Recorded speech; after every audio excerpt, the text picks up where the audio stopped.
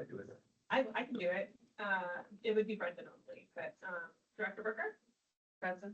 Director Goodell, Here. and Director Garcia. Present. Okay, we have all three members of the finance committee present. And at this time, stand for the pledge of allegiance. East is that way.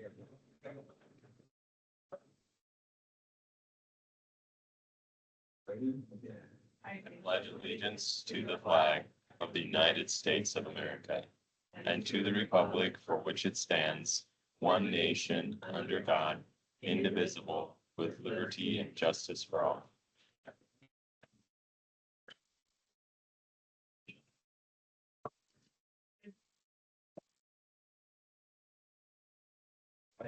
Approval request for remote appearance by board members, if applicable, nobody applied to appear virtually. And so number 5, virtual approvals of the agenda. In the case of emergency, items may be added to the agenda by a majority vote of the board of directors. An emergency is defined by outward properties, crippling disaster, or other activities that severely imperils public health, safety, and poor vote. Items on the agenda may be taken out of sequential order as their priority is determined by the board of directors. The board may take action on any items appearing on the agenda. 5. You make it out, you say we both vote, all right? Okay, any discussion? All in favor? Aye. Number 6, public comments. At this time, the board will hear comments on any agenda item. If any person wishes to be heard, that shall stand, address the president, identify themselves, and state the subject of comment. Time limit for each speaker is 3 minutes individually per item to address the board. Individuals who wish to speak on multiple items will be allowed 4 minutes in total. A total of 15 minutes shall be allocated for each item of all members of the public.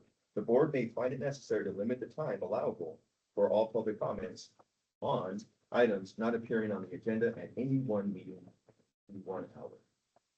Any public comments? I think it's done.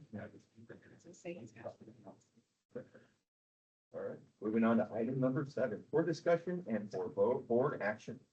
A, appointment of vice chair. That's my item. So, the bylaws provide that the treasurer is always the chair of the finance committee, but a vice chair appointment makes sense so that if the chair is not present, you can still have a quorum. So the reason we have 3 is so that, you know, you could achieve quorum with 2. It's 2-member committee, tough, you can't have a member of 1 show up to quorum. So, in the event the chair is unavailable, we just want to know who's gonna run the meeting. So you can appoint, nominate, decide who should be the vice chair. Would anybody like to volunteer to be vice chair?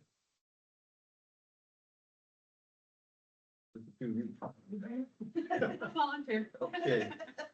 Okay, so, she motioned for herself. What, she can. All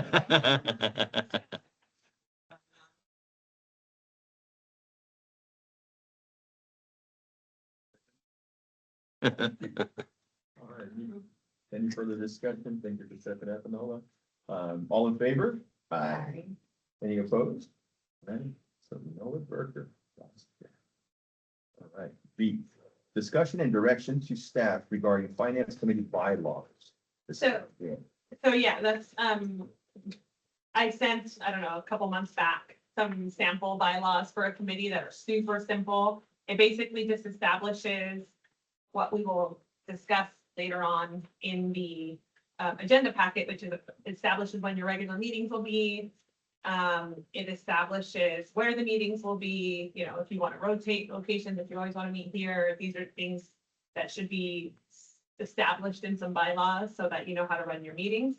And they're going to say that meetings should be open in public pursuant to the Brown Act, that a quorum is 2 out of the 3. And then an overview of the duties and responsibilities. It'll establish that these meetings are compensable under your compensation policy. But the IBHD bylaws have a nice little paragraph here establishing the scope of the Finance and Budget Committee. So it's really, what I think would be helpful for bylaws is when you're gonna meet. It should be monthly according to the bylaws. And what items you want to see as your sort of staple items every meeting, so that staff is ready. If there are key folks that you think always need to be here, or that you always want to hear from, let Chris know so that folks can know, we know how the future meetings are gonna be from here on out. And then I'll basically just write them up into some short bylaws and bring them to the next committee meeting so you can approve them. So I think that the paragraph that's in the IVHD, description of the finance committee should actually be incorporated into our bylaws and structured like it should be by topic. And then I do feel that anybody that has anything to do with finances should be present, unless they Cassie. And also maybe. That's all. I don't know how you. I mean, because those questions will come to you and we need them answered. It would be difficult to have a complete meeting without that.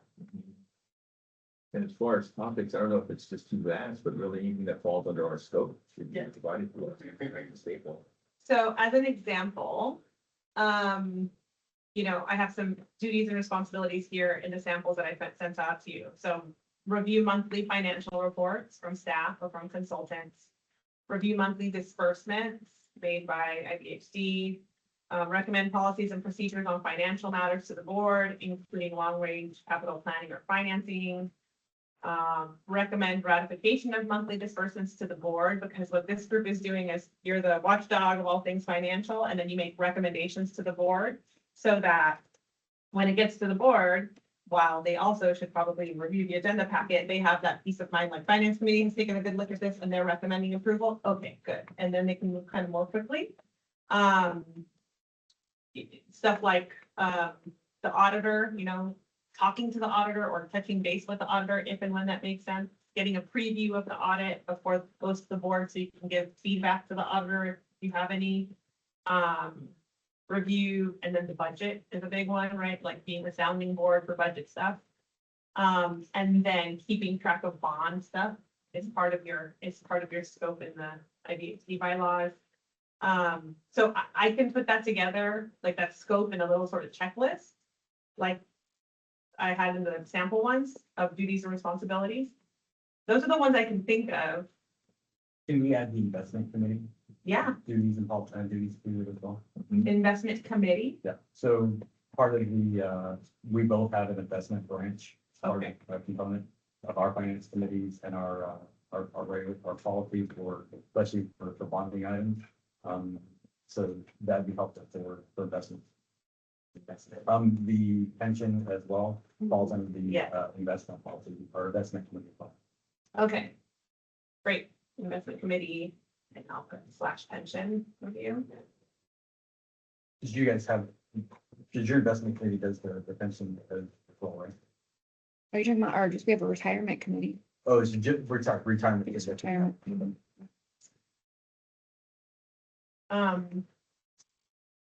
The other stuff that is usually helpful for a finance committee that you may want to think about or talk about is making recommendations to the board on what items to place on consent for the board meetings versus what items to bring to them for approval, like as an action item. So for example, I have a few agencies that have very robust finance committees that say, what the board has said, if it's a contract under, in one case, 200K, or in another case, if it's a contract under 100K, and the finance committee has approved it for recommendation to the board, put it on consent.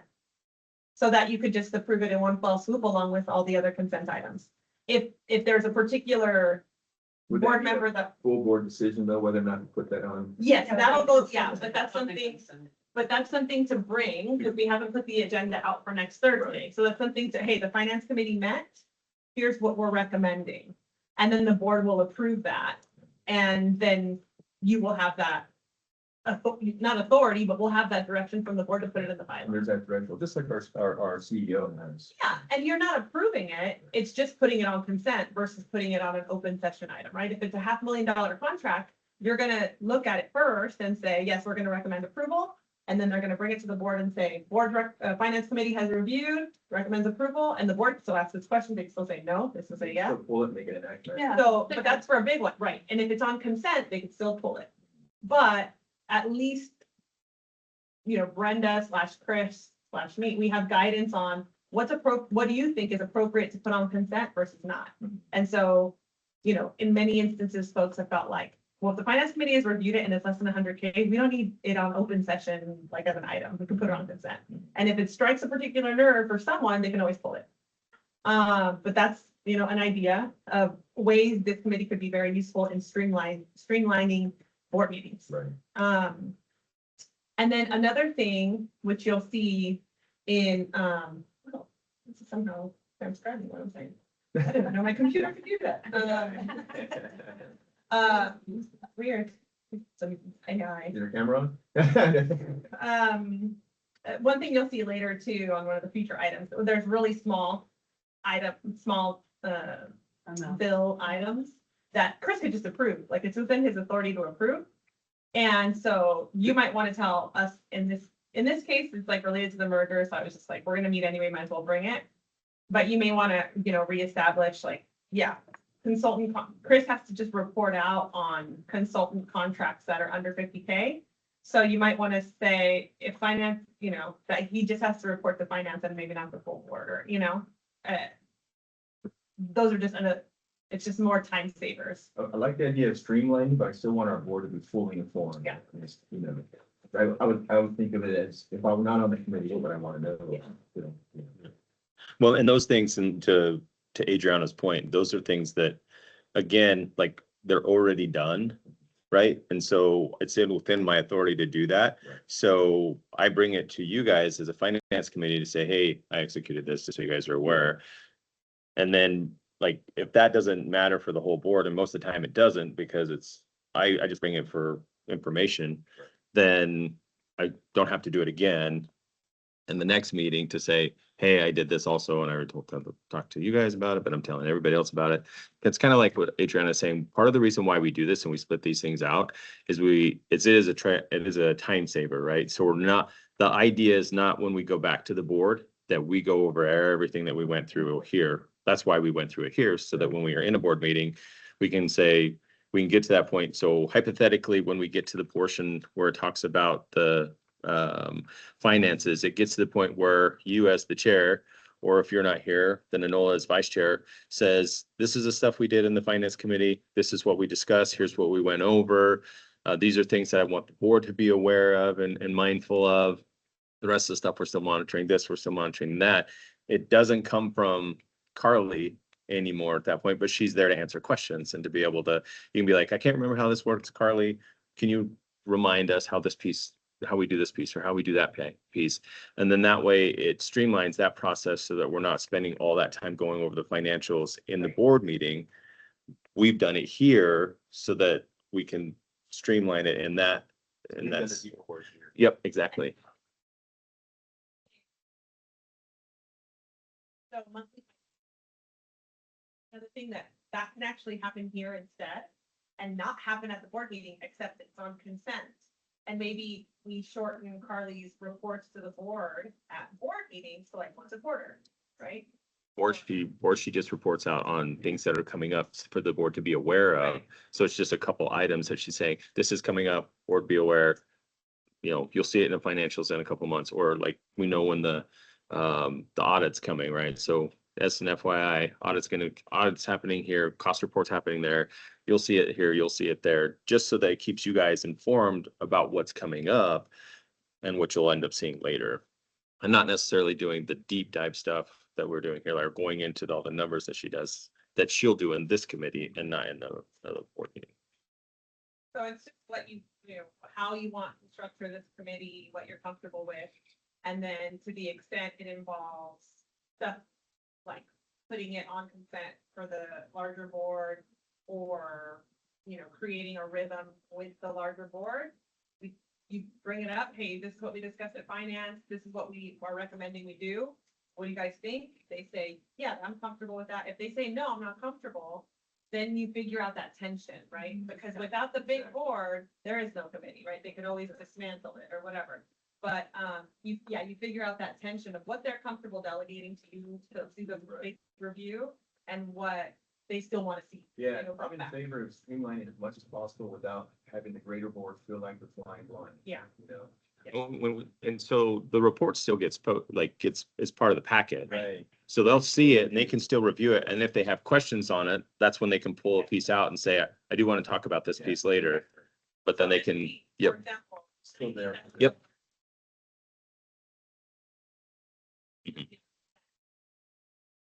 Same thing with the finance. They'll still be in there. People can still pull and ask questions about them. But there's an understanding that all things being equal, they're not gonna do a deep dive. You're gonna do the deep dive. And if they have questions, I mean, the way it should work is, yeah, Yeah, if they look at the agenda packet on, over the weekend before, you know, after it's published. They do the homework. Right, if they're looking at it over the weekend and they're saying, hey, James, did finance look at this? I see there's a recommendation. What is it? What's it about? Or they call Carly and say, hey, what's it about? And if it's not answered to their satisfaction before Thursday, then they bring it up to the board meeting. And of course, oftentimes, people won't do that, and so they'll just bring it up at the board meeting because they haven't reviewed, which is fine too, but that's the sort of idea. And we know they have. I'm ready, because we reviewed. Yeah.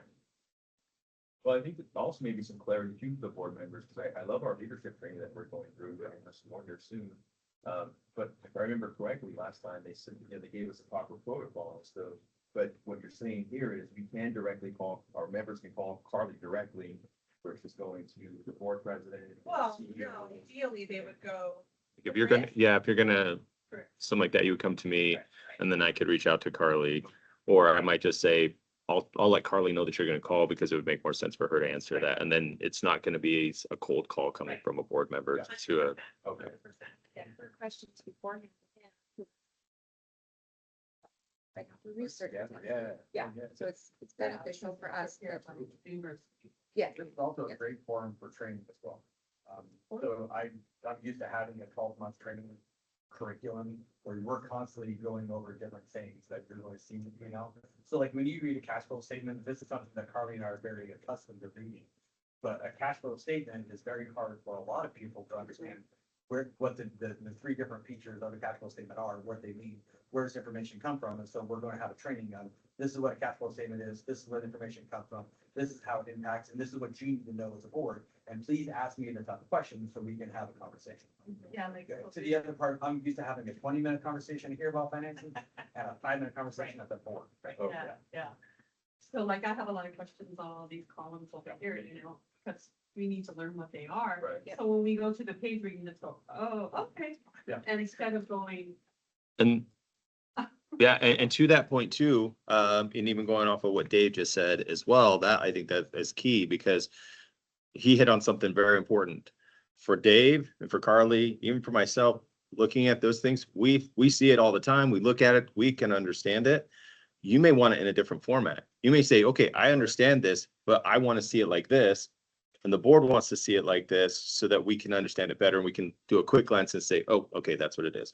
So like on that Finance 101 thing that I sent out to you guys, it has those KPIs associated with it. Those are the ones you're going to want to focus on primarily all the time. There'll be a few things outside of that that are going to be, you know, funky things here and there that you're going to want to also pay attention to because of some nuances that we have as an organization. And so those KPIs are going to be like, let's see all the KPIs in X format so that I can just look through and be like, cash on hand, perfect. This is what we should be at. This is what it says. And here's where we are. We're good. And to that point too, there's bond covenants that we both have. So if you want to know what the days of cash on hand are, this is what it is. But what does that mean to you guys if you don't know what that mark is for our bond covenant? So we can establish those on there as well. So however you want to see it in the way that's going to make it easy for you to digest it and go from one to the next so that you're not going through here going, okay, I know it was on this section. Wait, that was last month. I'm sorry. Okay, I need to be on this month. You know, that kind of thing.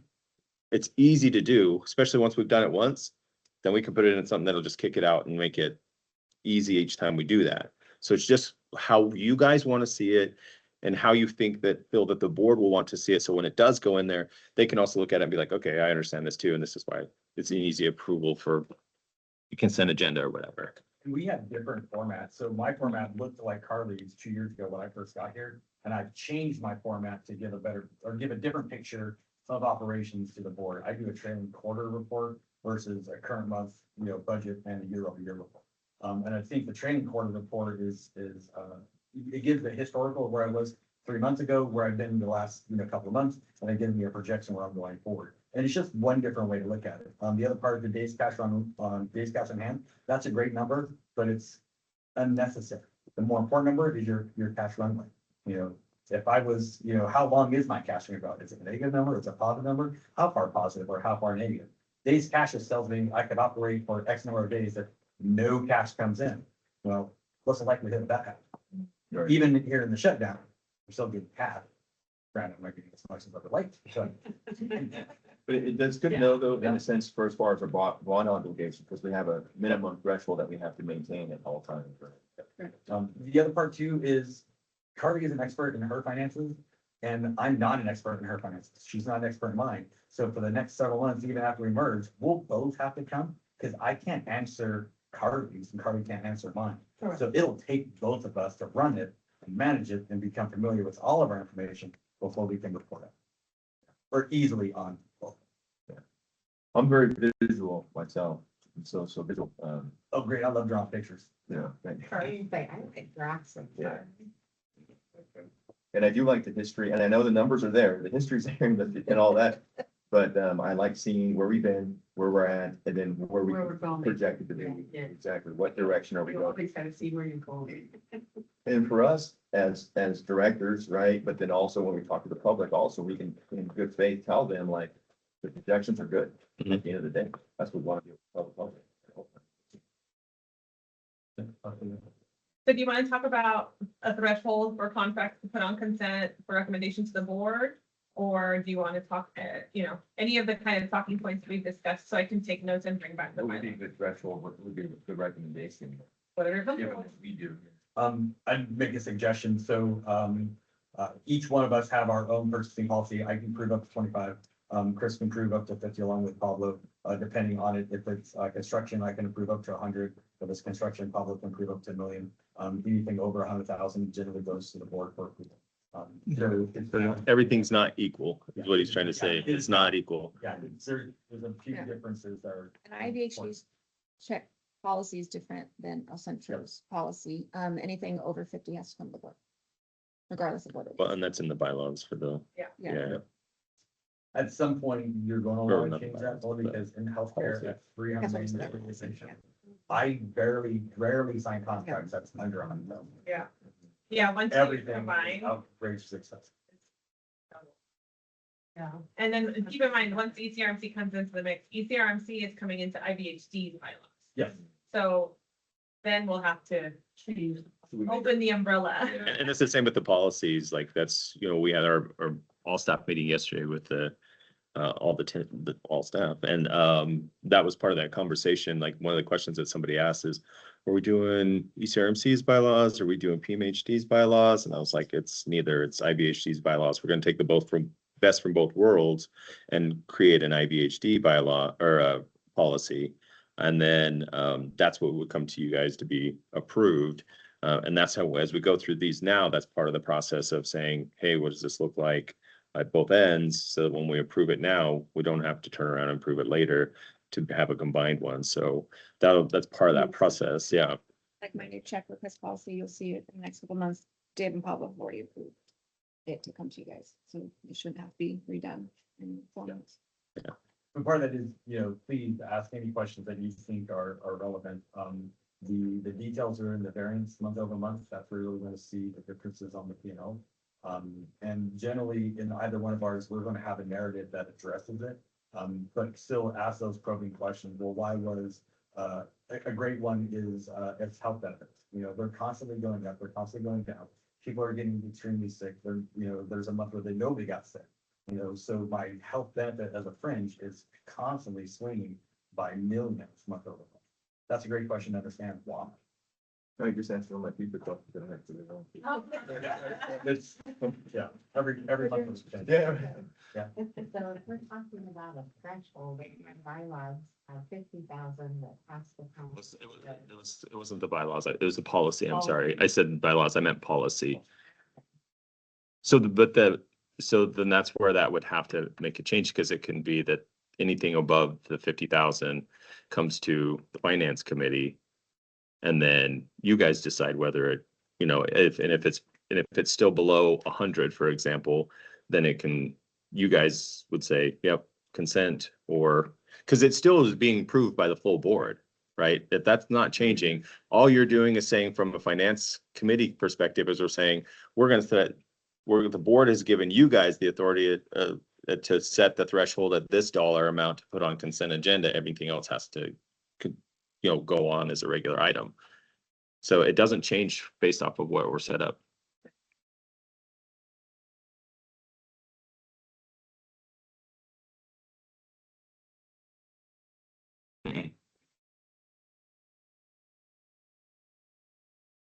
This is your recommendation. So you're recommending this go on consent. I do think it's prudent for when you report out on what the finance committee's like first discussion has been, because you haven't approved those bylaws yet, and because, they're gonna wanna know. I think that's at the board meetings where you say, we had a discussion, we had our first meeting, we had our discussion, we gave staff some directions on bylaws. I could send you my talking points, things. And then you can say, here's a couple of the items that we're gonna be recommending, we're gonna be bringing back for approval of finance committee bylaws. One of that is a recommendation. One of that is what items we're recommending the board put on consent versus not on consent. Because you now have delegated sort of responsibility by the board to do this job. So now you get to decide how you do it. And so you're gonna say, for example, I would recommend 200K as the threshold. Any contracts under 200K, between 50 and 200, right? Because below 50, that's Chris's territory.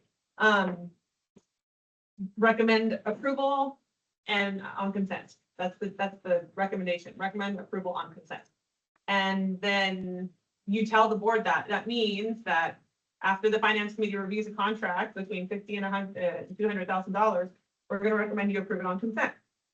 It's the $500,000 contract, we're going to recommend you approve it. Period, right? And it's going to come as an open session item. And then they can tell you, they can just stay quiet and go, oh, okay.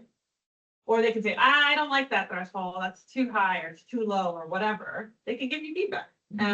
Or they can not, and you just do what you want with your committee. Just bring it to them this next meeting or whatever, and then they can approve it or disapprove it. What are we bringing to them, 200,000? 200,000. Because what you could Because do, we're joining. Yeah. I mean, this is not a perfect world, but like what you could do is the three of you could say, we're gonna recommend everything under $500,000 goes on consent, and every single board meeting, they go, I'd like to pull this item. I'd like to pull this item. So it's not actually saving you the time. So you want to be, on the same page as them. Right. I thought 200,000 is reasonable. I mean, it's Especially with the merge. Yeah, we just get ready for the future as well. I wish things were cheaper. I know. It's just not. Especially when you put medical on it. It just makes it more It's amazing, expensive. right? You see like, we made so many millions. Oh, our expenses were so many millions. And they weren't the negative at the end of the day, like, what? Well, it even gets more complicated because it's like, oh, this is what you build out, and oh, this is what you actually get. And we're booking money now that we're not gonna get for 2 to 3 years. So we're recognizing revenue that I'm not gonna get any cash flow. Unfortunately, it's just the way it works. Well, that's the way it works here in California, anyways. Not everywhere. All right. I don't count that money. But that's. I forget. Yeah. The true picture. You're actually right, but that's why the 3 statement model, the balance sheet, the P&L, the Yeah. cash flow are truly important to understand. Because each one tells its own story, each one is independent, but when you look at them together as a whole, it tells the entire story. So that curriculum you mentioned, is that something you provide? I provide it. But there are board trainings that you can go to for just finance committees, absolutely. CHA has several trainings for it. DHLP or DHLF has them as well. I'm just used to putting together my talking points, having a PowerPoint presentation, and we'll go in through the statements for you. But That every, would probably be better. Yeah. but it's everything from the rev cycle, which is extremely difficult to understand how it works, as you will know. But it is really hard to understand the very difference relationship between the payers, the IPAs, the health plans, us, different allowances, contractual obligations, HCI reporting or things. I would recommend, that training does not just happen with this group, though. I think it needs to happen with the entire board. Otherwise, they're gonna pull stuff all the time because they won't understand it as well. So making sure that everybody has that.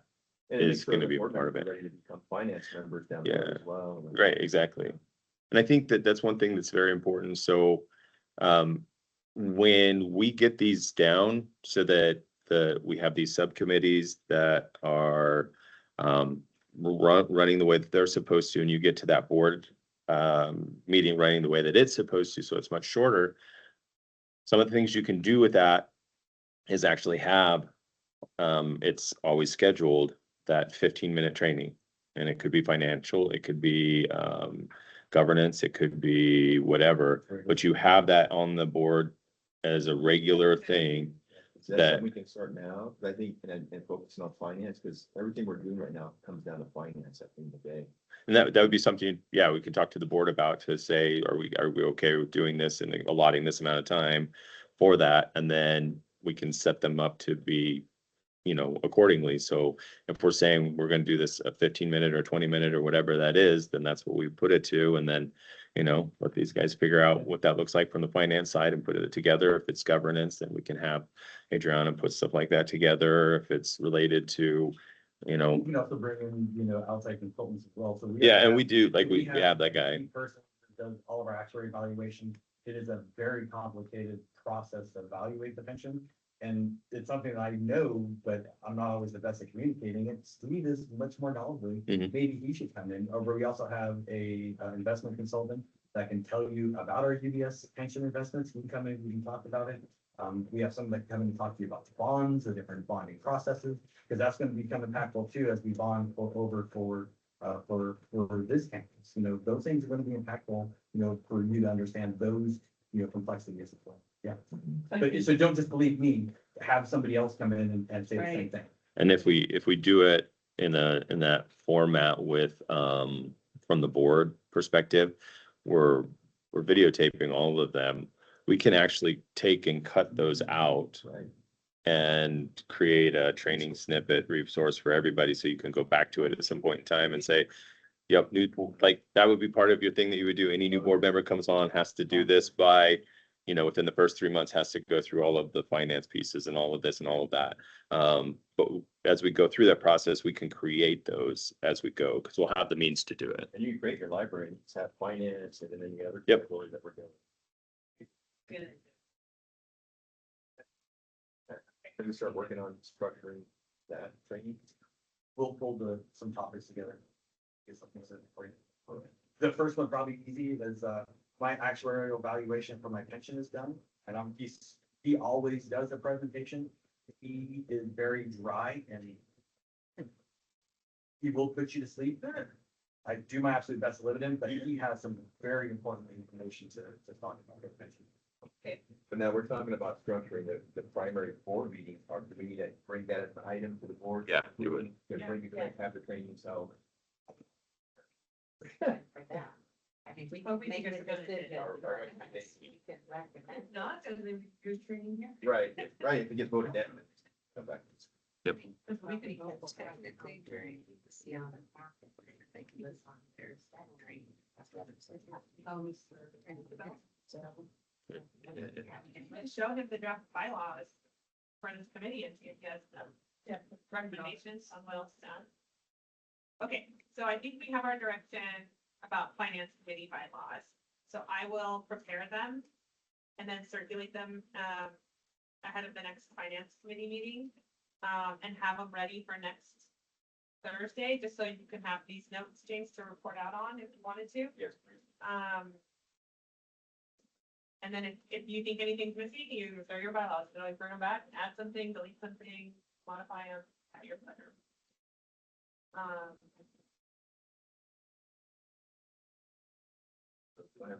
Motion. You don't need a motion. This is not an action item. It's just for direct discussion and direction. What you do need action on is item C, which is discussion and possible action to adopt the regular meeting schedule for this board. So this, the reason why we're here at this particular date is so that we're ready for the next board meeting, right? Right. And so that it gives the, time for our items to be put on the agenda as well. So this particular Thursday, the third Thursday of the month is a ideal date, basically. Possibly. So one of the things that we actually talked about doing, and this happens quite often, is like our regular meeting is on Thursday at 6 o'clock. We could literally do this at 5 o'clock on that same Thursday. So then you guys don't have two separate days. You can just come earlier in that day, do the finance meeting. And now it's, you know, we don't have anything set up as far as how they want to do anything with the consent calendar or agenda or any of that kind of stuff. And so now if you want to set it up like that initially, it works out really well. Because then you guys just show up a little bit earlier than everybody else. And then we do this part. And then when we get into it, you can still do the same thing and it's fresh on your mind to be able to say, we went over the finances, here's what it is, here's what our recommendation is. They're already listed out separately anyways, because they won't be consent, because we haven't set anything up for that yet. And then it's done. If that doesn't work for you from the standpoint of how we're doing, you know, you want to do it on the consent agenda, then we can move that at a different time, move it back. Because the one thing that, for example, if you're looking at, now it's not going to matter as much either, I guess, because we do them on the second Thursday. But again, we're going to end up reporting out in November, for example, we're going to be reporting on September's financials instead of October. So we're always going to be 2 months behind if we do it this way. And that could be problematic. The one thing that it does do is if we do it that way, you're almost going to be guaranteed that you're not going to have any issues with the finances being done at that point in time on any, you know, on that date, because we'll be looking at September's, you know, at the end there in October and then presenting it in November. So those are things that take into consideration as we do this, to make sure that we're gonna be one, cognizant of your time, right, and how we do that. And then two, depends on how the board will want that to be set up as a whole. If you guys want to do that on that consent calendar setup, then we would have to do it before that so that items could get onto the consent agenda. And then if that's not as big of an issue, or that's not what we want to do, then you can do it literally the day of. You guys approve it from this standpoint on what you're gonna, or talk about what you're gonna report to the board and approve that day, 2 hours later, an hour later, whatever. And then you're done that day and you don't have to come on a different day.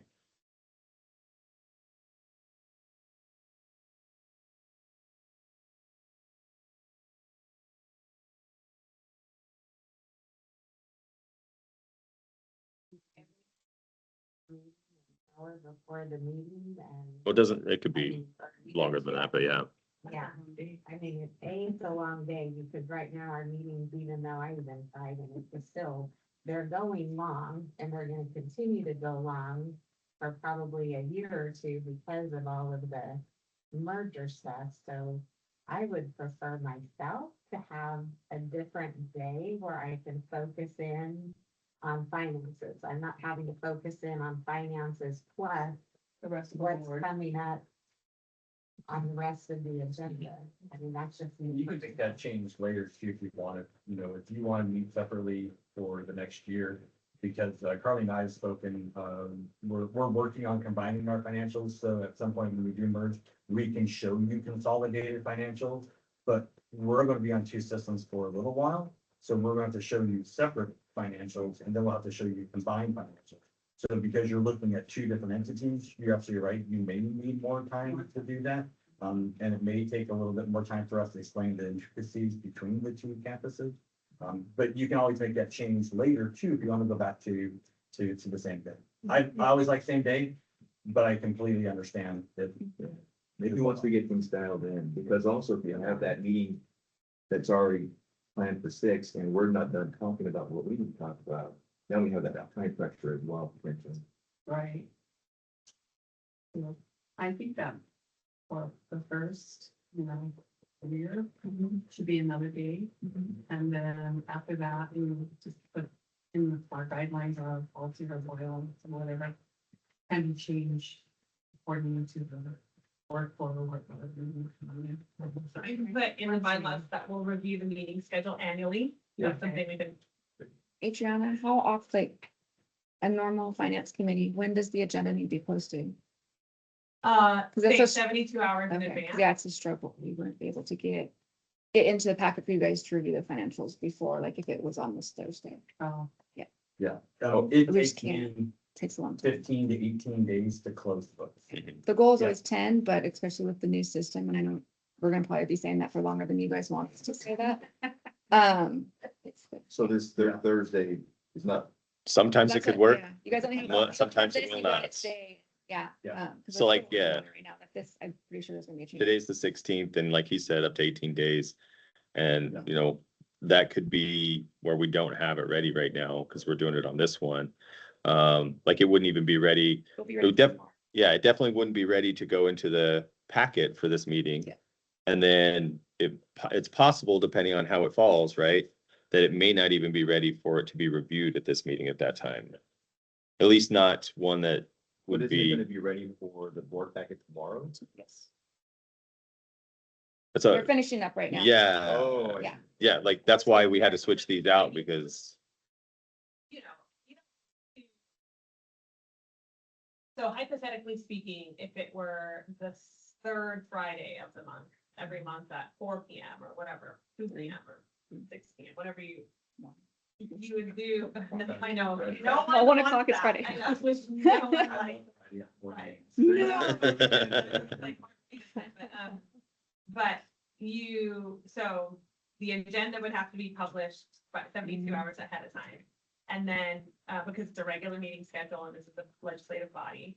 And you are supposed to attach any contracts, documents, financials to the agenda packet that you're gonna discuss at the agenda packet. If they're ready. If they're not ready, you can always bring them to the meeting in real time and then make them part of the packet afterwards. Because the important part is the public has to have access to everything at the same time you do. So, you could just like if you wanted to have a finance committee meeting, yeah, every third Thursday night.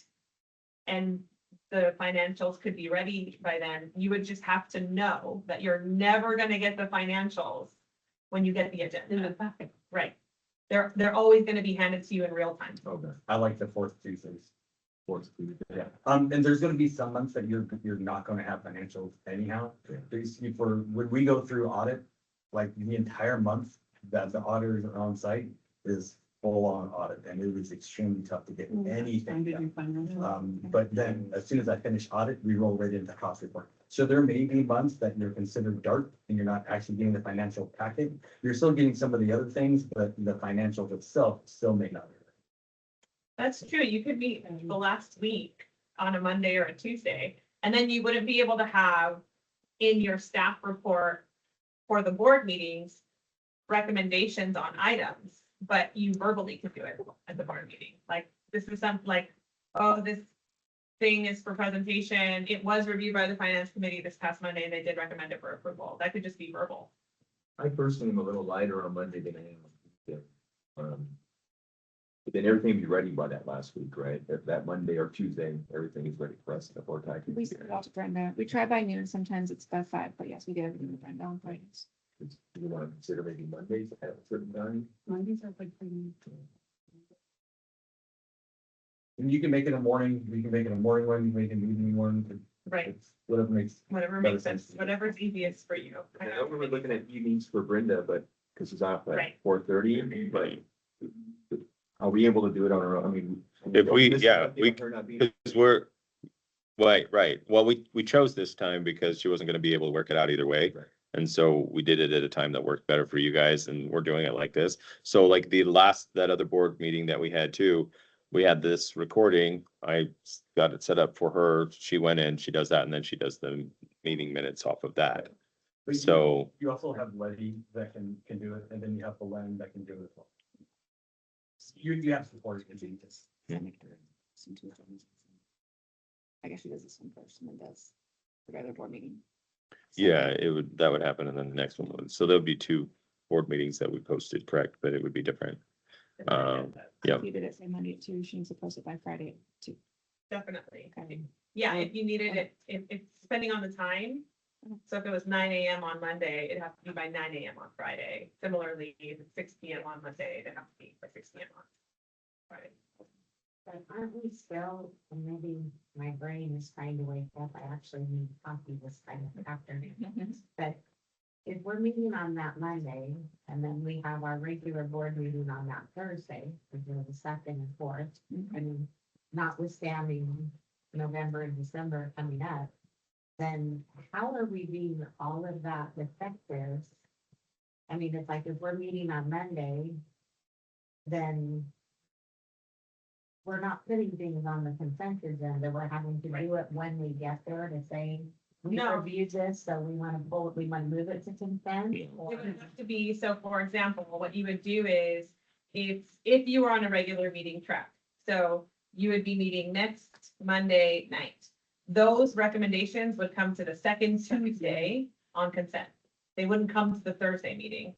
The one thing that you would be doing, I don't want to say in a crunch, but like that same week is the financials. It's you be reviewing the financials on Monday, presenting them on Thursday. But all the other things can be kicked out. Right. As far as contractors. Because here's the other piece of that too, like you have to remember that that doesn't always fall that way. So if you're saying the fourth Tuesday or the fourth Monday, and that can happen after the fourth Thursday, just depends on when the month starts. Like that's the way it would be this month. So the fourth Thursday will actually happen before the fourth Monday or Tuesday will happen. And so that's why I would have to kick over to the next one. And that's why I'm saying like, The month starts on Friday. yeah, So weird.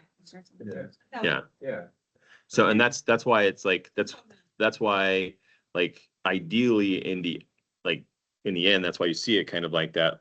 Most places is they're gonna do the finance meeting the same day before that. We're not there yet. I totally understand where you guys are coming from, but that's usually why they do that, because it just flows with that. But in this case, if we're gonna do it a different way, the consistency would be key on then for the financial group and themselves to make sure that they have the finances ready for you guys so that you can review them ahead of time. Because I don't know that it does this a lot of good for you guys to see the finances for the first time when we get to this meeting and you don't have questions and stuff already lined up. So, The fourth Monday of every month. You can always change it. Yeah, If it doesn't work out. and you can keep it a time of the day that works best for everybody.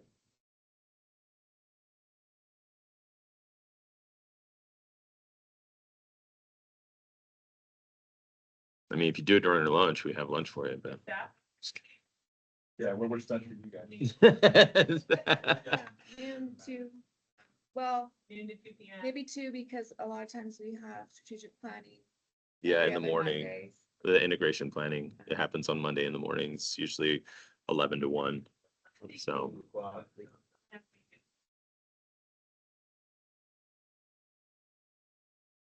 I've had it where they were 7 o'clock in the morning.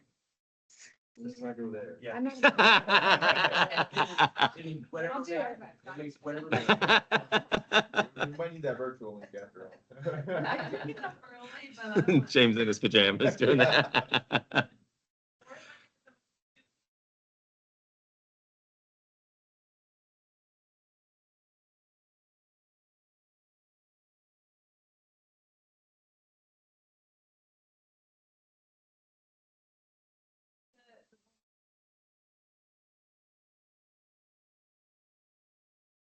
We do have the boardroom in El Centro as well. That was There's smaller. the conference rooms, you have a smaller boardroom. Well, this is not ideal.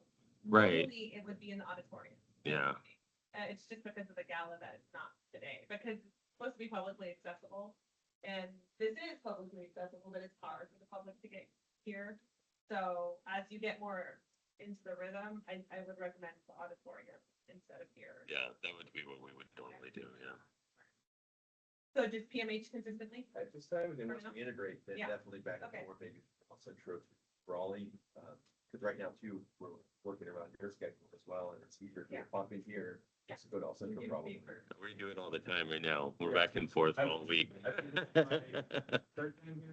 Yeah, yeah. Because we already said, so I'm gonna come here, I need a place that, not driving much.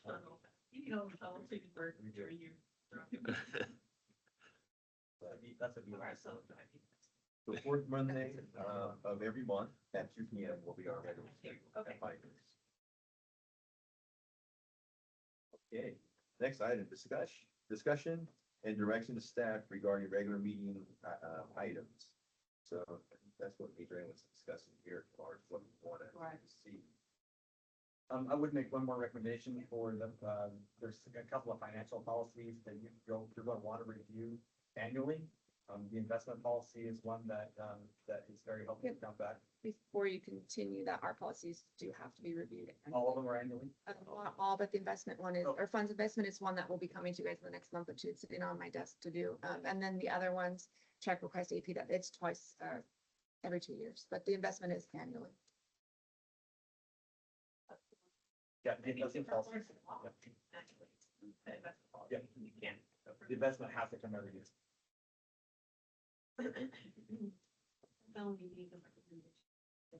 So those policies and pretty much everything that Adrian discussed earlier, anything that falls within our scope, it's got a review. Yeah.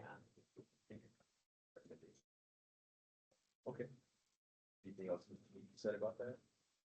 And this is something you guys can, as we go along, you can always add to and changes. So like, you're not stuck on what we do right now, right? So you can be like, hey, that was really cool. We saw that last time. Can we see that more regularly? Or somebody's asking me about this. Can we see something on that? Like, that's all you have to do and we can do it. We do have one more. Our capital investment, or our capital policy is 5,000 or greater, joint line.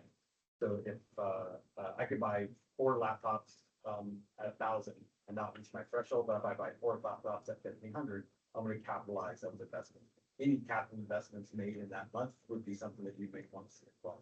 Because that could be anything over 5,000, that's when you're gonna start seeing it on your balance sheet.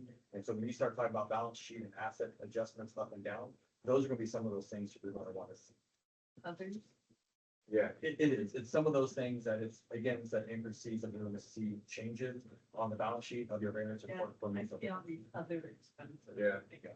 What those other expenses are. It's everything that doesn't fit neatly. Yeah, it's- Also, Different. if we can highlight like, I know it's all in here, but, where we're actually improving, like just highlight, like this is where we're doing better. Our surgical department, we're doing better here, we're doing better here, cardiology, whatever the case may be. This is where we're improving, and then this is where we're declining or we're not too, I would definitely want to know where we're declining, if anything is dropping from where we've been. And then, of course, we'll have the full prospectus anyway, but definitely anything that's falling short, and then I'd like to know how we're improving as well. So like in my narrative, I already discussed that either based off the prior month or budget, but you want something different? I bring in operational reports, so just like you're speaking, we have the operational components for service line, like expansion and surgeries, our ADCs up or down, our radiology up or down. Each one of those kind of tells a trend as a KPI against the financials where you are on a P&L. Yeah. Those are things that we already have in our. That's what he said. Yeah. Yeah, Those, we see the numbers and like, okay, great, we're better budget by 3 million on this, but overall, like, is that, like, where is that? Overall, it's an improvement by so much. Basically, what we're talking about. Not sure about this. Yeah, I don't think we got it. Yeah. I want that, yeah. and then we also have a budget and a flex budget as well, and we'll have to speak about that as well. So a flex budget is based on your operations and how you're doing in that month for the things that you have done. I don't like the flex budgets. Others do like the flex budget. Like my entire team does flex budget. I think it's a waste of time. She loves I the like flex it, budget. but we don't do it anymore. Yeah. So- For it, because it's census. but it based, is you truly can't really helpful. Look at the expenses without knowing your census is out the door. Yeah, I guess what I was getting at, my point there too is, okay, I want a quick illustration as how we're improving. Just and then an illustration as to we're falling behind on it, it's just gotten worse. Yeah, or we're holding even, but then that way we can look at it too as a whole and like, how can we make that better now? Oh, absolutely, could be. Yeah, no, she does, Like she does. surgery. Yeah, but if there's ways to illustrate that even more. Because our historical cash balance, it shows 2 or 3 times a year where I have a significant impact or influx of cash. And a long sloping down, but a huge influx of cash. You know, and those are stories that have to be told where we are historically on cash. But then we also project forward that next bump as well. And they're all gonna be tied to our supplement. Because it's, you know, I get $10 million in, but I hold out for 6 months and I burn it all out, then I get another $10 million in. And that's just our cycle, our life cycle. Yeah, and also through the service cycle, because we're agriculture, the summertime, there's no one here working in agriculture. So everybody goes north. So some things drop, you don't have as many services for patients, patients are gone. Yeah, you, And then you have an influx in the fall. So you see that.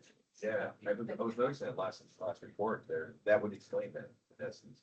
Yeah, that's why we're like happy over the summertime when we're like, hey, we made money this month. Yeah. And it was summertime. Yeah, you can make money in that during the bad times.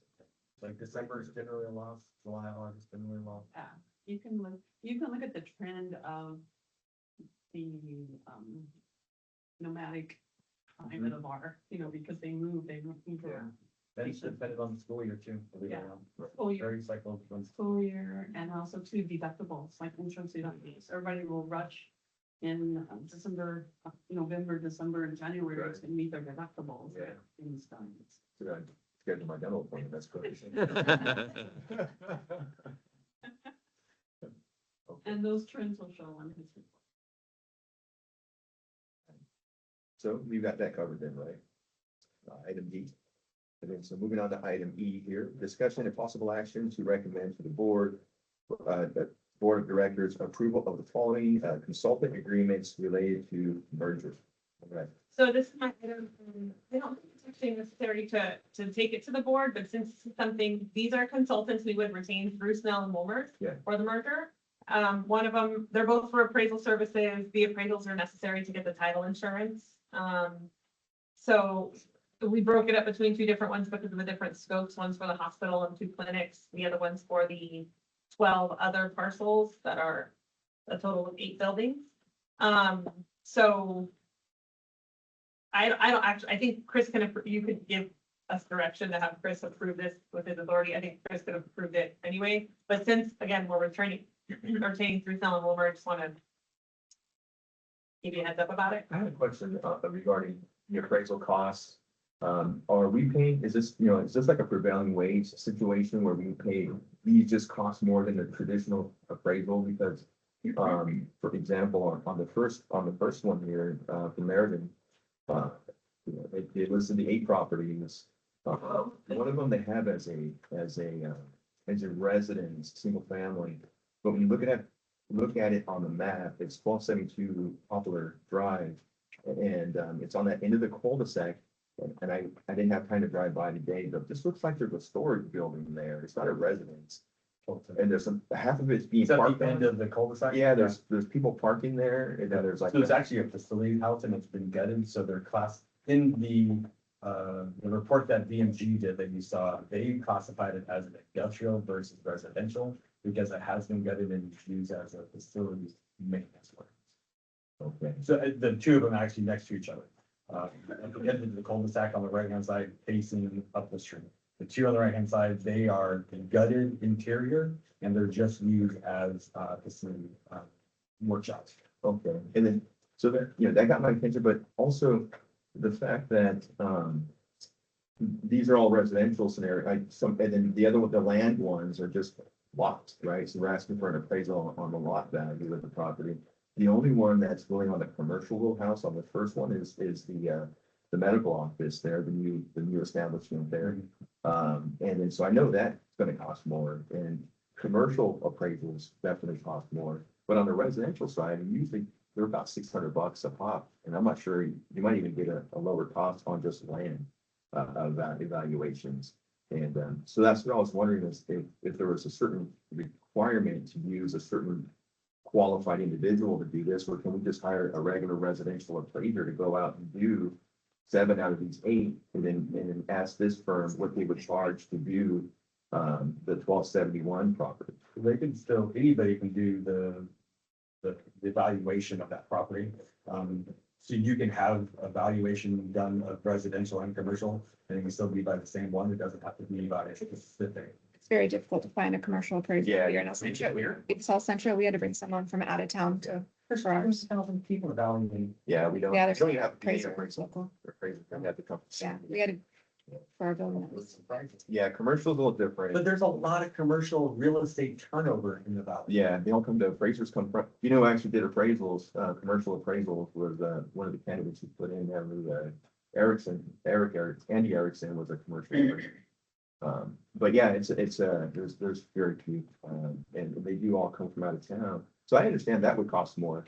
But on the residential side, I called an appraiser for a client of mine, and he was in the $600 range just to do the appraisal. Yeah, on a residential property.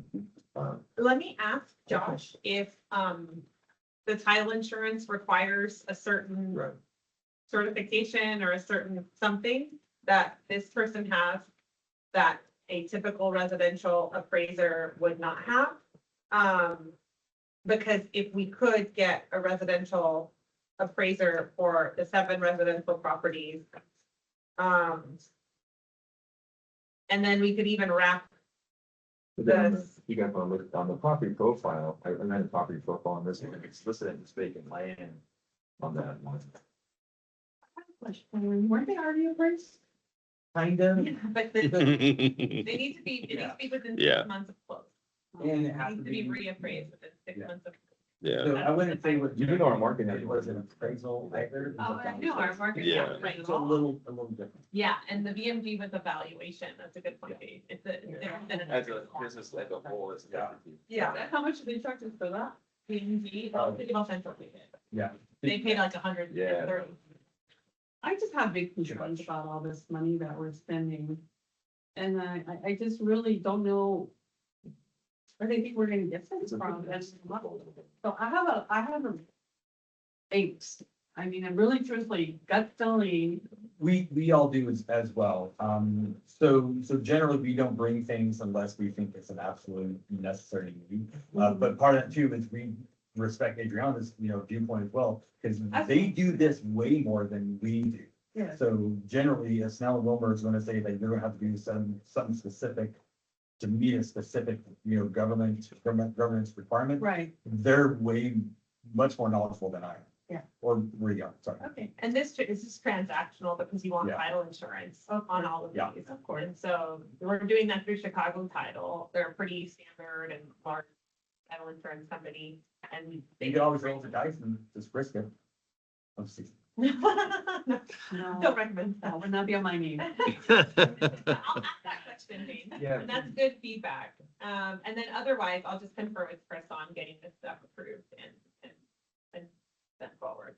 Because I didn't even think about it until, and we can move on to the ECG item if you want, when they smartly recommended a cap on that contract, which would keep the contract below Chris and Pablo's combined rental. So that's an easy way of not bothering you guys with it and making sure stuff gets done expeditiously. So that was a concern, a comment I had about that one. So we're gonna, what's our scenario there? We're not gonna, For ECG or for the appraisal? for the appraisals. Oh, So That's just for us. okay, I had another comment too, Okay. on the next one. on CBRE, CBRE. So they're evaluating 3 properties, Right. right? But one is the hospital and then the other 2 clinics. yeah, so I understand the hospital is a big deal, so that's 14. I'm not in the commercial world, so I don't know if that appraisal, I was gonna call an appraiser, a lender who does commercial lending, that it would give your resources, sees that in the ballpark. Hospitals are different though, right? But now we're talking about the clinic at 385 West Main Street. And then so that's 4,500. Okay, now we're getting pricey, right, for that building, but okay, we're commercial world. But then at the 13 at 135 South Fourth Street, it's the same property, it's the parking lot, basically. And so they're charging us $2,500 to appraise the parking lot, which is the lot, which is the second property profile they provided you there with Andrew, The Adriana? 135 South Fourth Street. Yeah. I think it's correct me if I'm wrong on this, is this just for the actual real estate or is the valuation going beyond that? Because we don't own the property on Main Street, it's leased. And then even Oh, though, that's coming to us, that's one of our assets. oh, El Centro, okay, I'm sorry, yes, never mind. Ours on Main Street, I was like, we don't own that one, we should not be putting that in there. Yeah, okay, never mind, scratch that. Soon. Okay, but yeah, so this is the parking lot to the clinic. So right behind the clinic, you got that dirt lot and you have a road that goes through it. So they improved it, I guess, in that regard, but that's an improvement. But it's a dirt parking lot, basically. So $2,500 to appraise the dirt. It's a lot. I had thought it was 2 clinic locations. No, It's a parking. Yeah, if you pop up the address on Google. Back just- behind, just show you. To the south, the one to the south, right? yeah, It's on the south side, yeah. Yeah. it's just a lot. I completely agree. There was a lot of misunderstanding about how that property was supposed to convey to us. Did you go back and read the leasing document from it? And I was so confused. Okay, Well, so on the Meridian one, I will ask about a residential appraiser. And see if we can get a more cost-effective residential appraiser here in town to do the residential properties. And then maybe, I was thinking we should just wrap the Ross property, the quasi-industrial commercial property into the CBRE one. Right. But we'll ask CBRE why the second listing is so expensive if it's just the dirt. 320, yeah, they have it, it's listed as 320. And I like how CBRE itemized what they were charging per each one. you know. Versus the other one. Right. And then I'll circle back with Chris to make sure it sounds satisfactory. The answers that we get and the plan moving forward. And then I'll bring back a report on how we decided to move forward, because they do have to get going. And they did say too that, if they may be coming to us, asking us for materials or information and they'll charge by the hour, what have you, potentially. If they have any problem, because our system is a little different here in Raleigh, like in San Diego, from what I understand, or other areas, you can just get on and get building records and things of that nature. We're a closed county, Yeah. so you have to go to the assessor's office and order the building records. And so I need to get that information, but if they have any trouble, just let me know on that and I guide them. Okay, awesome. If they're even gonna have boots on the ground. Okay, Okay, so that was just discussion there as well, then, okay. Yeah. And discussion and possible, so going on to item F. that's also one we don't need action on because we don't need to recommend that to the board. We don't need to take it to the board. Okay. Because we revised that proposal to be capped at 100K. So 50K of that will be paid by. I think it's at 96, actually. Oh, 96? Yeah, 96,000. Yeah. So it's gonna be split 50-50, so that it's under, half of it's under Chris's threshold, half of it's under Pablo's threshold, and then we can move forward with this is the person that's gonna help, evaluate the payor contracts in the black box, like.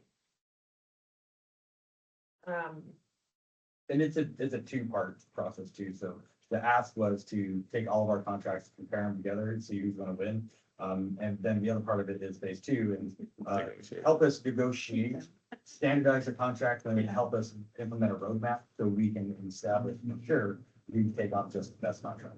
It will also inform the model, the financial model, so it's like this, my non-finance person way of thinking of it. One contract says $100 a month, while the other contract says $150 a month. So it's like, okay, well, we're gonna try to stick with $100 a month or whatever, 150 if we wanna get paid the most. And then we renegotiate that, we know you're giving them 150, you're only giving us $100. And maybe we end up at 140, but that will help inform, so whereas with Pioneers, we projected $100 a month for the next 2 years. And they had projected 150, and then now we know we're more likely to get about 140 for the combined. So based on the way that we have negotiated our agreements with different payers, right? We get our certain percentages or our certain pay. Mhm. On these different things. But once we're a sole hospital, does that change with all our payers or just with Medicare or just with Medi-Cal? That one's just Medicare. This is the one that it, Medicare, get the improved right, and then they're like in, Corporate, none of all that. no, they don't have to. They're encouraged to. Like, they're encouraged to do a better rate with us, like Soul Community Hospitals, critical access hospitals are encouraged to do more on than what they would do for just us right now, but they don't have to do it. The only one that it truly affects 100% is Medicare. Okay, And that's the biggest chunk of our, yeah. that's the bigger. So I was wondering, I was reading this, like, okay, we're talking about who has a better plan, but isn't that all gonna change? That's not all gonna change. No, yeah, the other stuff has to do with like even on that standpoint, there's still the managed care contracts, whether it's through Medicare or Medi-Cal, and then the commercial, other regular commercials after that, and then, so that's where this part of it's coming in, because this guy, yeah, because right now, like legally, Carly and Dave can't sit in the same room and say, here's what my contract says here, and then here's what my contract says. We should ask for that. Like, literally, we can't do that legally right now. And so that's why we have to do it. Yes, that's why we're doing this. Yes. So that's why I'm helping them understand that.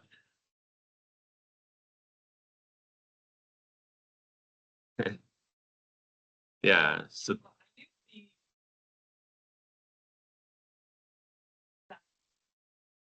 mhm. They gave a very good explanation. But anyway, Just from the keeper. yeah, you could keep it on Reddit. But anyway, yeah, it's very, I think it's very, very. The Soul Community Hospital only affects inpatient. Well, it does have an effect on the outpatient. It gives like a 7-8% or something like that, but yeah. But the majority of it is inpatient, and it's based off of, yeah, and it, yeah. And we did talk to different consultants, because UCSC had recommended someone they use who's like top of the line, excellent, apparently, but he was $1,500 an hour. Yeah. And then ECG also super respected, super good, has familiarity with this area with these hospitals, very frequently used, and are significantly cheaper. Sure. So as far as our, what we're recommending or approving, right, what did we agree on this? So you don't actually have to take action on this, because we put this on the agenda, assuming you were gonna have to recommend it to the board for approval. Because we had just gotten the ECG proposal that day, which is the one in your packet, but it's since changed. 96. So since then, we've now capped it, so you don't have to take action on it anymore. So you can skip it, it's just that. So they're having so the 96, because we're Yeah. 6 to 115. Yeah, but they. Yeah, and so the new one that, like, I just signed it today, Pablo signed it yesterday, or I don't know if it was this morning, but so we both signed our respective parts on that, and at the 96 cap It's- mark, it's so, moved, basically. yeah. So this is one, since it is technically like a consultant, we come to you guys to let you know that we did this.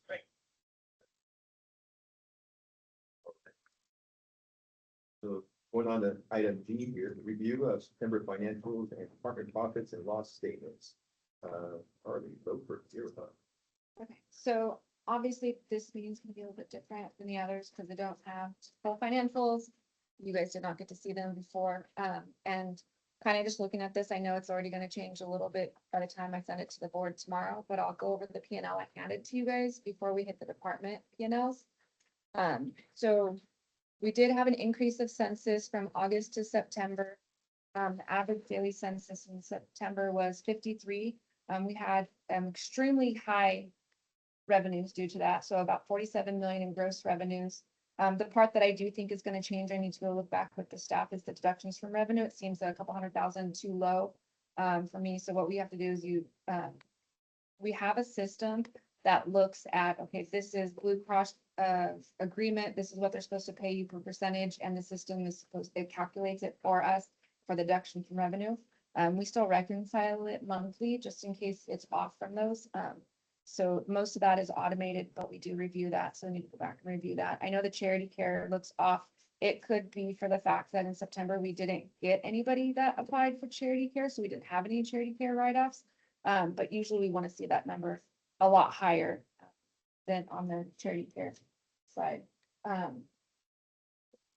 And then and one thing to note is our benefits, it's down there at 1.2 million. Prior month, we were at 1.4 million. We usually range about 1.4, but in the month of September, we got another refund from our stop loss. They said we overpaid again. We had two people that were sending us invoices, one from, this is an old one from Pinnacle, one from, which was our TPA for our health insurance, and back in June, July, before July. So we did get a refund about $300,000 there. So I do want to note before I tell you the bottom line, the supplemental payments, the one that, we don't count because we don't get the cash for about a year. We did update those in two different ways, starting in September. So first way is the percentages I told you that we're going to be decreasing the supplemental payments because of the OBA bill. And then also the DHDP program increased significantly in calendar year 2025. Prior years, it was 6 million. It actually was increasing to 28 million for calendar year 2025. I did not approve for all of 28 million. We just put it up to about 10 million for that year. That's what we had put in the budget. So we adjusted it to that 10 million plus. I think it's losing 5% this fiscal year and then like 10% next year. But it's based off of the information I received from our DHLF, according to what we're getting taken from the OBA bill. So we've already done those adjustments. I am going to be looking at that quarterly. That number usually stays consistent throughout the whole year until the end of the year, and then you'll see these huge ups and downs because we don't necessarily always know what we're going to get until the end of the year. But I will be reviewing those with updated information. That supplemental payment does have our lower dish payments in there already, which as of the email this last week, it's still going to be lower because the federal government did not stop that cut. But that could still change I think last year it changed in February or March where we then had to do an increase because they didn't do the cuts. And so we just stopped that. So we're going to be watching those in a lot of detail this next year because there's a lot of moving parts with those payments. So the bottom line for this month is $1.3 million. Again, note we did have a credit, in a sense, a refund of about 300,000. So that's $1 million. If you take away the extra DHDP, which was about, what did we increase the DHDP? $370,000. In the sense of normal operations, if you can compare it to prior month to this month, it would have been about 600, 700,000. But the DHDP is our true operating in a sense. I don't know if I've really explained a lot of those is the supplemental payments. Even though they're not operational, they are in the sense. So they are paying us because Medi-Cal doesn't pay us, or Medi-Cal Managed Care doesn't pay us enough to see our visits. So like the DHDP program, it has a dollar amount that goes against, an inpatient goes against our SNF, outpatient and ER, because they know that we're not getting paid enough for those programs. And so we get paid for them just on the back end, like he said, sometimes 2 years from when we actually see the patients. In the audit world, and we also do a survey which looks at those supplemental payments for the dish. They don't care when we actually get the cash. They look to see when that program was for that year. So another reason a lot of these we do it the year that it ties to is because that survey that we have to do for dish ties back to that year. So I don't, like I said, I don't have the balance sheet for you, but our days cash on hand right now is about 79. 33 million. Do know for next time, I'll tell you guys again, but we did receive back IGT payments in October last week. I think it was, or maybe it was 2 weeks. It was in October, about almost 8 million or 7 something. So that's why the cash is lower because we did have to send up our IGTs in August, but we've already gotten paid back. It just don't reflect in our September numbers just yet for you guys. So the fiscal year to date, we're 3 months through a profit of 2.9 million. Again, we did have the FEMA funds in there. We did have the refund from our benefits as well in those numbers.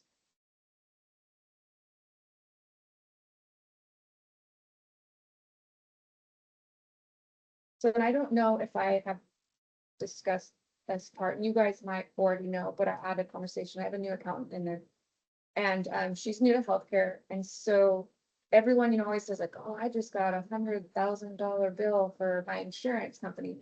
The reason why we have to charge so much for, our patients to be seen is we're paid different from everybody. So I'll give you an example on surgery. Medi-Cal paid me $900 for all my surgeries, but my Blue Shield will reimburse me almost $9,000 because it reimburses a percentage of my charges. So if I have my charges at only say $4,000, I'm gonna miss out on all that extra money because they're not gonna pay me the 9,000, they're gonna pay me the 4,000 because there's gonna be a cap. So our charges always have to be way higher than, what we actually get paid, so we make sure to get all the money from all of the different payers. I know it's a very, the community usually that doesn't understand healthcare, that's the way it's set up, and Medi-Cal usually reimburses us like at, I think, $9 out of 100. It's a very sort of small patient, This is one of the reasons why healthcare is so messed up. very much so. And that is why they're doing a lot more of the supplement And ones. so you'll see a lot of new charges. Yeah. According to. Yeah, Yeah. and a lot of our payers pay per diem, so inpatient, because I know that's one thing that, directors are like, oh, we're doing all of these services for these patients, we're gonna get more revenue. Yeah, we're gonna get more gross charges on there, but I'm not gonna get paid more because you're doing X, Y, Z. I'm gonna get paid per day for that patient, regardless of what they're getting to that patient. So there's a lot of those, the education and making sure that we are getting the reimbursement to cover the cost of those patients. Yeah, because it's all enrolled in one day. Yes. So it doesn't matter what you do. So like if you combine the two of us together right now, you would see that we have like 1.3 billion in gross revenues. And that probably comes to about 450 in net. Not million. So it's a huge difference between our gross and our net. Which payer is that? Is that all of them? Or you just get paid for the day, irregardless of service? Our biggest one is our Medi-Cal managed care, pays us per day. So in essence, if they need an MRI, we don't get additional, Well, outpatient will be different. okay. That's for our inpatient, they pay us per day. So like our, But if you're in the emergency room, they need to get scanned or something. That's different. It's- That's different. Yeah, so ED is calculated one rate, everything done on inpatient is a per diem rate, so, except for Medicare. Yeah. It's called a place of So service. inpatient, define that point. Inpatient, you're staying overnight, you're admitted, you're admitted to Okay. hospital. But you've already had a procedure done or whatever the case may be. it's not Yep. procedure specific though. Yeah, but it would be. You're just. You're overnight. You're admitted. You could go to the ER and then you could stay overnight for a night or two. You're inpatient. You can have a surgery. You think it's outpatient, but no, I'm gonna keep you. Now you're inpatient. Yep. Does everything revert to inpatient now, or you Yeah. still get paid as an outpatient because you had the surgery when you first got here, and then now you're inpatient? As long as it's medical necessary, it Right. reverts to inpatient. Yep. Yeah. If it not, has to then be that no, way. and we are taking care of that patient, but still getting, a very much. Just because you have pain after your surgery, that's. Doesn't- Medically necessary. There Yeah. are some surgeries that require inpatient Mhm. admission. So if you come in for, a hernia is one that we just covered last year. So the doctors were admitting, but they weren't putting in admit orders. And I can get paid for an inpatient day for that if they have the admit. Depending on the size of the resection, the session, or the opening that they have to do the resection. And that can be an inpatient stay that was done from the surgery. So you get the point. And then it's all different when you go to the skilled side. So what you're talking about actually is something that happens on the skilled side. So if we have a patient that was here, that, we had him here for at least 3 days, 72 hours, and then admitted them to their skilled nursing facility, then they would be there under Medicare.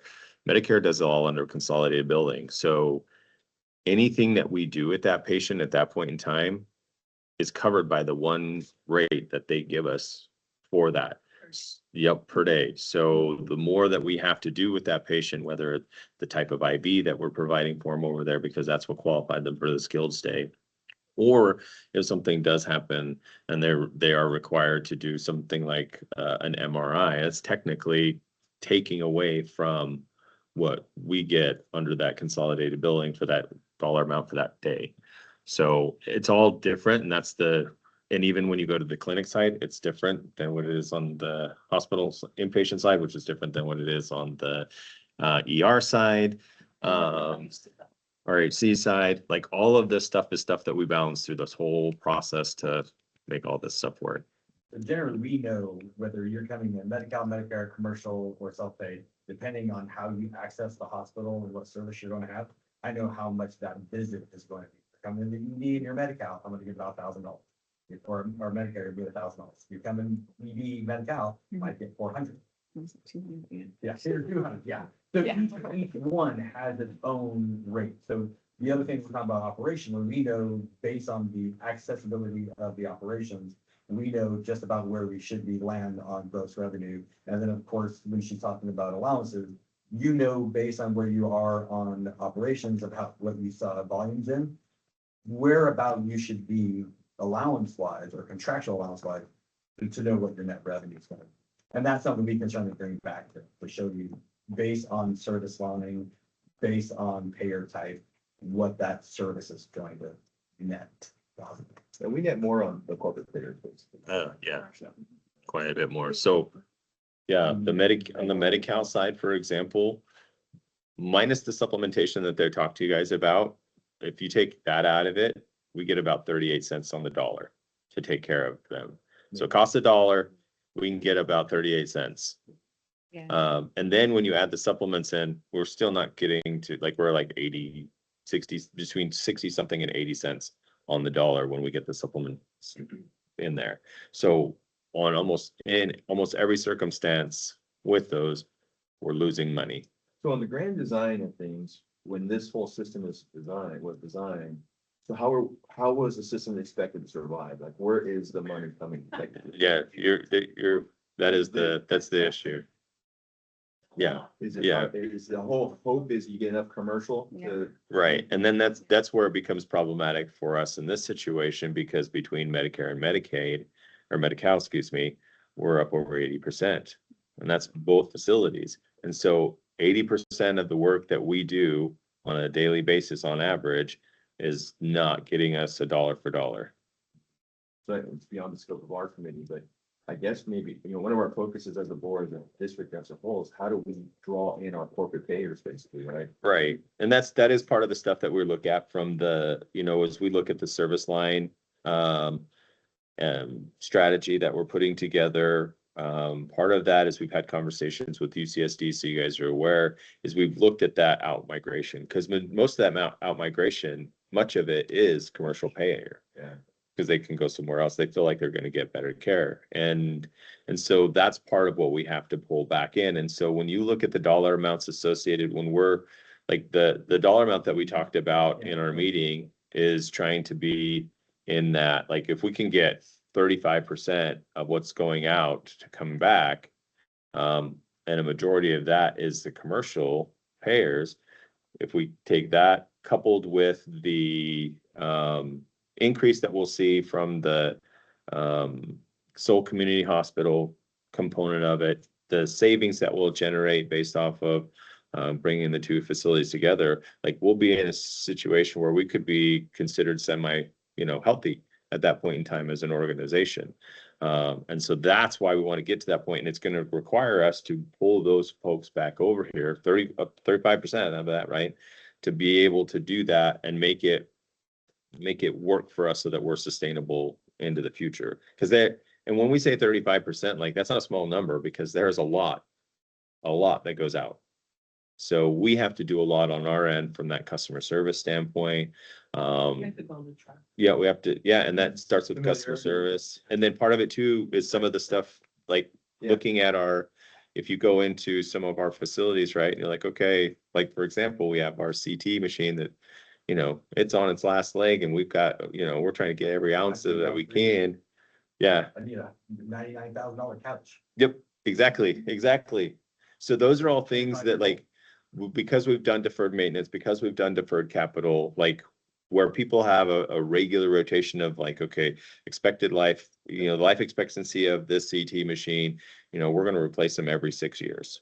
And we're like, we can do 15. Yeah, we can do 15. So and so that's part of it too, because if you come in and you look at what we're, in some cases, not all, right? Because we do have some of our stuff that is newer now that we've done some of these upgrades on.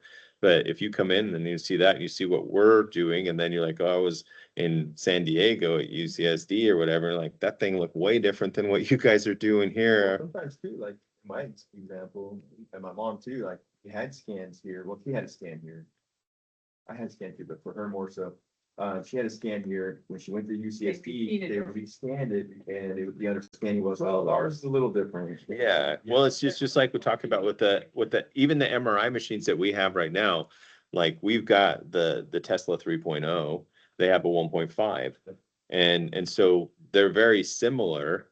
The one thing that's nice about it is if we have people who have certain things that, like medical devices, that the magnet on the 3.0 says that you can't use that one. The 1.5 means you potentially can.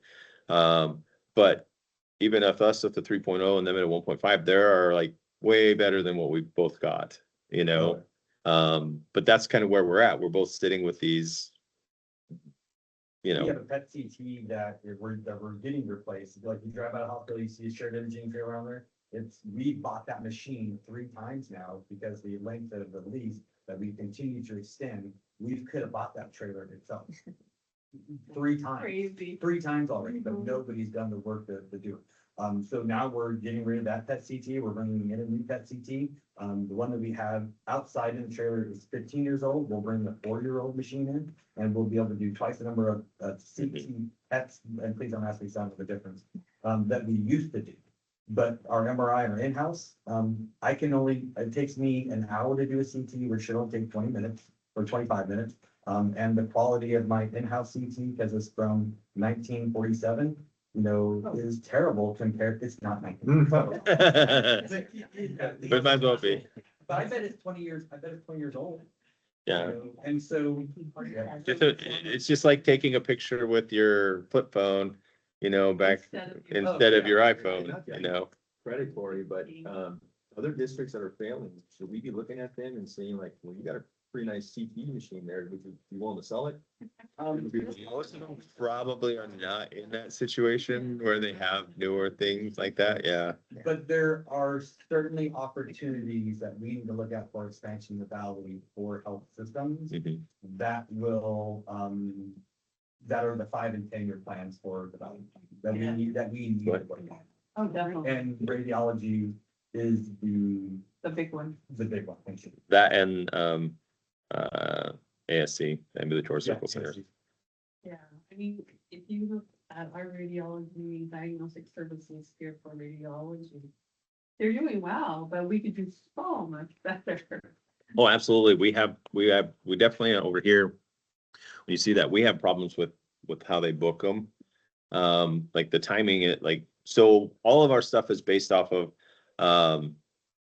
blocks, if you will, blocks on how long a CT will be, how long an MRI would be, how long a mammogram would be, how long an ultrasound would be. Even in the surgery, each of the surgeons have block time that they have. And there are things for us that I know 100%, like we block somebody to do that for an hour, like you need 30 minutes. Why are we blocking an hour? And so we have some efficiencies that we definitely can gain from there and be able to increase the numbers that we have and that we can do. But Maybe yeah. extending the hour, I know workforce is an issue, but like in La Jolla, they do it 24 hours a day, I want to say. I went at 3 o'clock in the Yeah. morning, did one MRI. There's probably 10 CT techs in the valley total. And we own 6 of them. right. And the other 2 are Open Systems and Imperial Radiology. There's not enough techs. We've been without a PET tech for, I think, almost a year now, and we have a bonus of 15,000 to try and attract somebody in, and there's nobody even applying for it. Nobody wants 15,000. I tell everyone that has children 19 and 20 and they're kind of like. What's your- Marine or- Yeah. Become a rad tech. Radiology, send them to a vocational school. Yeah, Because 100%. it pays well, and it is truly Yeah. a job security. And flexible. And most of those, you get that rad tech, it's 2-year degree.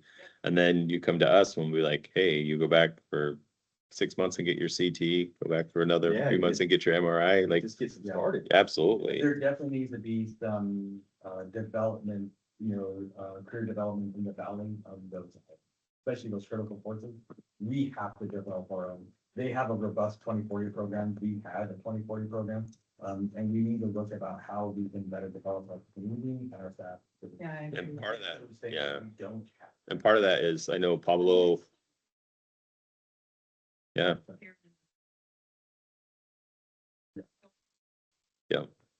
and Pablo's talking about also how we can expand that more with the, IBC and some of those places to say, I see. what you- here's all, here's the areas that we have these huge needs in. If you guys offered these programs, one, we'll be the clinical facilitator on all of these. You just need to have the folks that can come in and do the, They have to get the budget. right, The budget. And then also too, finding the instructors. mhm, Yeah. So, Yeah. But if we could get those two things in place, definitely could do programs. So, and UCSD has programs where you can send people to them for 6 months to a year for full-on training, Mhm. and it is absolutely costly. But it's a 6 months to a year where I can get them back on campus, where Right. they can add value to it. That's something we need to look at. But it is something that is extremely expensive. Just to go back to the profitability, it is exceedingly hard to be profitable as a health center. Even join is the half the reason. The items that Carly and I have looked at, Chris and Pablo as a unit that we're going to join is absolutely going to lead to a sustainable, health center. But OBVA is going to flex the system extremely hard over the next time.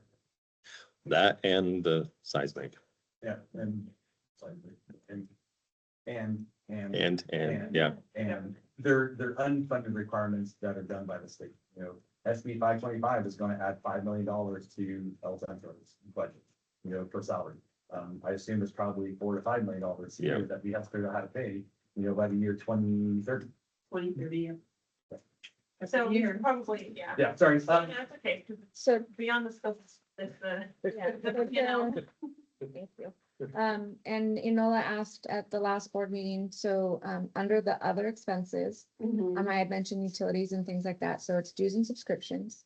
Electricity, gas, water, telephone, freight, lease building and lease equipment, licensing, postage, outside training, travel, and then there is actually an other under there. Yeah, because I'm just. Yeah, but it's very thinking little, the department. other actually, but yeah. Yeah, I'm looking at the department ones and like their other expenses. Yeah.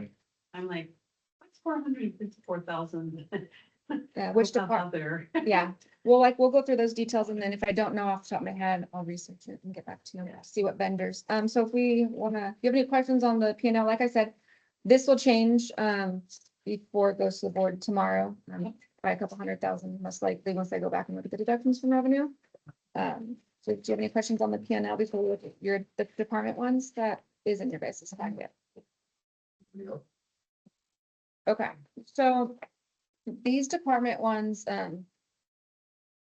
are for, I did for the whole year, fiscal year 2025, and I put in fiscal year 2024, so you guys could see the difference from year to year to see how we're doing. And that's a good way for us and directors, but to be able to see if they're doing well or not, and kind of point out to us, we need to look into that, what's going on. So I don't know if you guys have any questions. I do want to note, there are some on here that we're already looking at because, so the deductions from revenue, it's an estimate, it's a percentage. So what we do is we look at historical collection rates. We have a zero balance, report that basically gives us all of the patients by payer mix, by department. That gives us, anyone that has a zero balance, meaning it's completely paid. So we can see based off of that department, by that payer, how much we collect. And so these deductions from revenue have that estimate in there. So it takes the gross revenue, times it by that percentage for that department, and then that's how we get the net patient revenue. I can tell you from year over year, I'm seeing an issue in the clinics, that collection rate is going down. So we are looking to see why. I do think there may be a little bit of a charge capture issue, so it's something that I've started to talk to Carly and Chris about. That maybe we need just one individual person to make sure that the clinic's charges are good, do all of that. We do have directors and stuff that are doing that right now, but it's very difficult for them because they do have other jobs, and that's not their full scope of their job that's supposed to be. So that is one thing that we are looking at, because I did notice a decrease in that percentage. And then there's ones that you'll see numbers on that didn't really have numbers before, because I saw such a difference in the bottom line that I had wanted to kind of look into it. A good example for you would be LDRP. LDRP went from profit to, and this is in alphabetical order. At the top left-hand corner is your department names. So, actually, I think LDRP is under women's services, so it'll be at the back of it. Right, yeah, women's services is at the back. Okay, I think that I should pick mine up. oh, okay, well, so Here it is. this one, I do have a little bit of information at the bottom that I didn't for the others, because I wanted to know why we were making a profit, and then all of a sudden we're at a break even. Because that's a huge swing, $5 billion in, 1 year. So I looked at the deliveries, in 2024, we had about 2,200 deliveries. In 25, we had 2,000. So we did have a decrease of 9%. Our gross per delivery actually stayed pretty consistent. It was only a change in 1%. So that tells me right there might not be a gross charge issue. They're actually putting it in their charges for the deliveries. But what we do need to look at is the expenses per delivery. It has increased significantly. We know the big change there is in salaries. And they do have most of our registry nurses there that they're still trying to replace those, because obviously registry nurses are a lot more expensive than employed nurses. The one thing that's different that I would like to point out from 24 to 25 is when we went live with Cerner, we changed the way our supplies get expensed, because all the supplies didn't go directly to that department. So you'll see an increase in supplies, because now everything is being. That was on several of them. Yes, yeah, you'll see that in all of them, because we are starting to put them directly to the department with the new EMR. So that was a big change there as well. So I have sent these on to Carly and Carol, so they can meet with the directors and kind of look over things, sit down with the accounting staff if they have questions, to look in the detail of why this is happening. Mostly obviously for women's services, they're going to look at the salary side of it is the biggest increase, because I can tell you right there that the supplies, and they're going to look at what the purchase services are. But I do know the supplies just because they just want to move from one department to the next. I do want to note that these are just your revenue producing department. So you're not going to see, the accounting department. You're not going to see an HR, P&L in here. Those are just strictly expenses. But on that side note, all of these don't have any overhead on them. So, except for the benefit side of it. That's the only change that I made on here. So, women's services, they still are going to have coders. They're still going to have billers. There's still those overhead expenses that we have to have as a hospital. That's not listed on here as well. And where, I know it's probably not obvious question, we definitely want to be in the black, not the red, but Yeah. where should this department be? Women's services, it depends on who you ask. I am different than most people. We should be in the black because we've been in the black in LDRP for so many years. If you ask anyone else, they say, oh, you usually lose money on OB. But we never have. So the one thing that you don't notice in here is all of that extra ancillary that those departments could bring in. The radiology, the lab, especially when you're like the clinics. They're gonna see patients and they're gonna refer them to come get an MRI. You're not gonna see that revenue on the MRI in the clinics. So there's a lot of that back and forth, but yeah, women's services should be a money maker, yes. So, NICU is a huge cost, which Is there anything to be changed here though, or, we're locked in on? They really need to look- Right, that's it. yes, they need to lock into salaries, because a lot of the inpatient side of it, they have California nursing ratios. So it makes it very difficult for California, because, before Chris, we had a Michigan CEO, and he's like, well, you need to have this for your staffing. It's like, well, we can't legally do that. We have to have a ratio between, so like MedSurg, you have one nurse to, should be 5 patients, but it's 4 patients. Because of telemetry. Because it's tele, and we have about 50-55% tele, so they just do 1 to 4. So there is potential there, but Are we it's, still doing tele? It's it's telemetry. Yeah.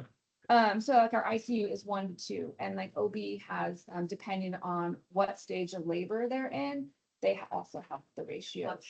Yes, it fluctuates. You can have a 1-on-1 if she's in labor and you're 1-to-1 if she's actually in labor. Postpartum, I think it's like 1 to 6 or something. So there's different levels here. So that is one thing that it would be the first thing we focus at is what's your deliveries and what is your FTEs?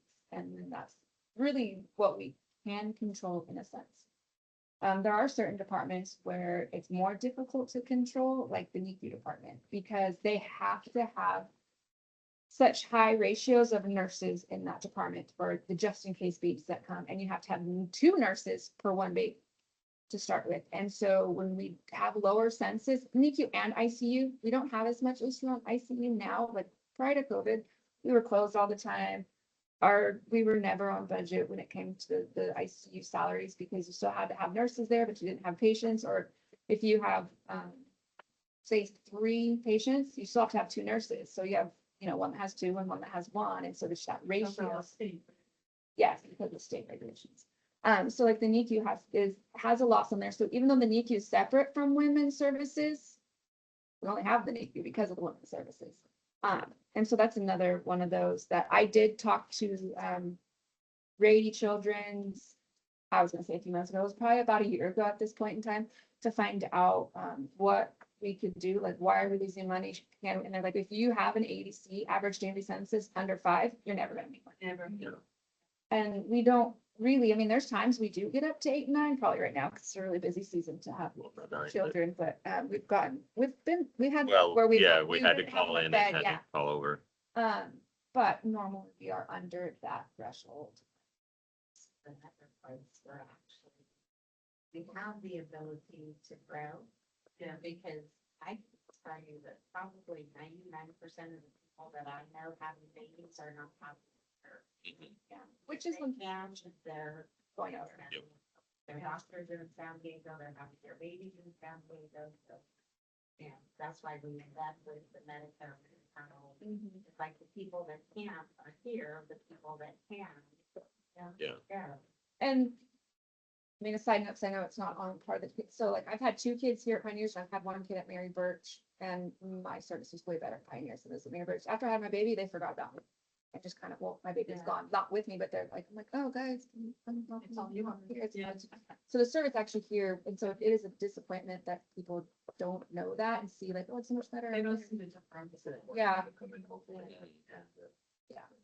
I did have a So- question on, or maybe like, I was gonna know. Yep. Because we have the clinics and because we're doing surgeries, I would actually like to see by specialty, the surgeries, like Euro, GI, ortho.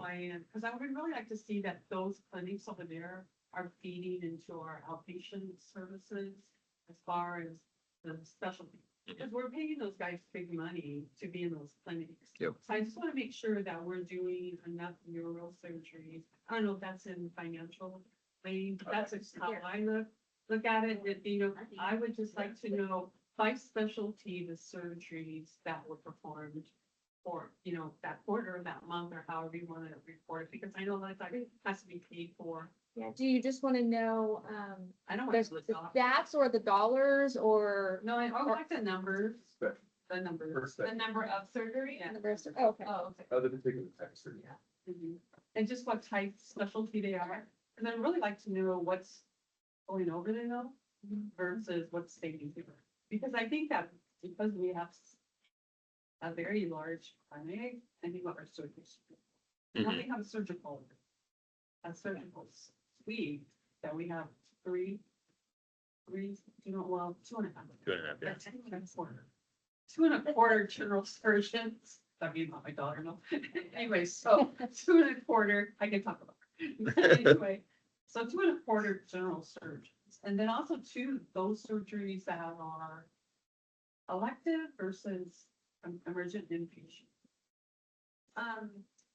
It's 4 o'clock and I did not budget for 2 hours. For the same reasons I can't stay for the gala, I can't stay too much longer just because I have childcare. Okay. Are we gonna? I don't know. I was gonna ask Carly because the last 2 items are just approval of an on-call. I just had a quick question on the on-call. Is that, what's the incentive bonus for each quarter, for 24-hour call divided at $200? Is that incentive an incentive we're giving to everybody else that's on call, that we have an on-call agreement with? No, not always. These are orthos. Yeah, just the orthos. Yep. These are orthopedics. So. Okay, so a locum is going to be let's see. They're not ours. They're not ours. They're a physician that has to come in to cover for space that we More can't expensive. fill with our, very more expensive. Usually don't want to have locums, but our orthos have been, weekend coverage has been locums for And this is 10 a years. pretty good locum rate compared to a Yeah. regular. Yeah. locum.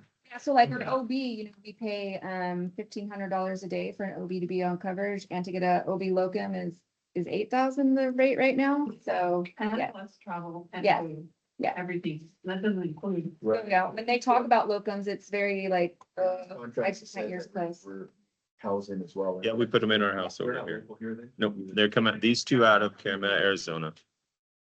Yeah, We had others and they left, and so these are just replacing them with the same type. They're pretty. and these are, some of them are young enough too, that we look at it from the standpoint of like, And they're when- on call. when they get They're not- out. they're not Yeah, like, just I for the can't get on weekend. Disneyland. correct, yeah, they will be here. Yeah. Yep. They come here, they stay at our house that's just up the road okay, so and they're then here. come down here and take care. Yeah. Yep, It's yep, even better if they're actually not from here and they're here Yep. versus living a life. You know what I mean? Yeah. And, And they're used to that kind of travel because of your meeting. cool. so both of them the exact same, just the two different ones. Good money. Yeah. It's fun, but Yeah, all right, so that's all the question I have on that. Okay, so, So that one you would want to act on. okay, If you want to make a recommendation to the board that they approve the 2 on-calls, you could do it in one fell swoop for both items. And then what we'll do is next week, we'll just say the finance committee reviewed and is recommending approval. They might still ask questions. I so moved that we approve H and do I have a second? I second. All right, any discussion? If we had it, all in favor? Aye. Any opposed? Both motions carried. All right. So items for future agenda, we'll see you the. Bylaws Yeah. discussion, Bylaw. and then I have the standing items that I'll, I made notes of, and I just hit send on email to you, James, of Okay. the notes for your report for next week, All right. and then. And I'd Well- like to do a little bit of budget, like tell you guys again, remind you how we did the budget. I want to do that today, but obviously didn't get to it. Just kind of, I know it was Yeah, quite a few months ago on how we run the budget, set the budget here. Yeah. If you want, I would like to, I can come in early on our meeting. if you want to, We can do it at the next Yeah. budget or next meeting. no, you have to do it the next finance Do the meeting. next meeting. Yeah, it's fine. Yeah. Yeah. Okay. No, no, yeah. You drive Have safe. another, news taken off at 4 here. Yeah. Thanks, we'll see ya. Yeah, I think, actually, I was absent during the budget thing, so I really don't have all those numbers, and I didn't go back and read it. Yeah, I would have. All right. So with that, meeting adjourned, guys. Thank you. Thank you. Still shows her. What time's the ballot start? 6. That's where the art and all that stuff is.